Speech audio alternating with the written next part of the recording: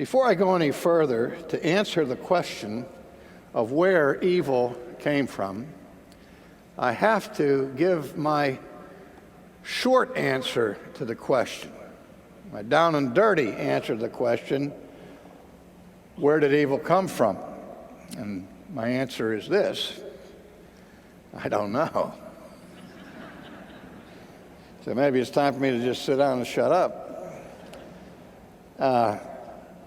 But what I want to do in the time remaining is to tell you why I don't know.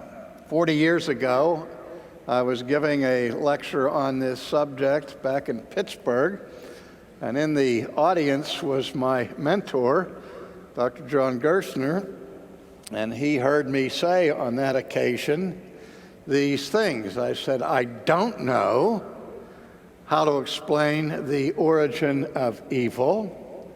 And what else I can tell you is that I'm sure that in this world, I will never be able to answer that question. I don't know of any philosopher or theologian who has answered it adequately, at least to satisfy my mind, and I'm sure I'm not going to go beyond the insights of Augustine, Aquinas, Calvin, Luther, Edwards, and the rest who have wrestled with this. When I was finished, my mentor took me aside, and he was somewhat pained and visibly irritated with me. And I said, "What's the matter?" And he said, "What's the matter is your arrogance." I said, "My arrogance? What did I do?" He said, "You told these people that you didn't know where evil came from and that you couldn't explain the problem, and that's fine. But you're only 30 years old, and do you assume that you have already reached the saturation point of all the knowledge that you will ever acquire in your lifetime? How do you know, R.C. Sproul, that you won't be able to solve this problem tomorrow?"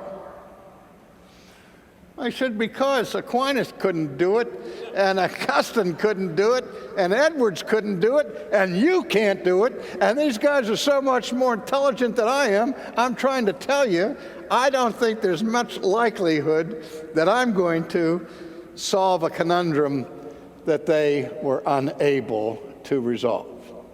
Well, again, he rebuked me for my arrogance in assuming that I had already reached the pinnacle of my own knowledge, and that maybe someday I would be able to answer the question. Well, to defend the remarks that I made 40 years ago, I still don't know the answer to this question, and not for a lack of trying.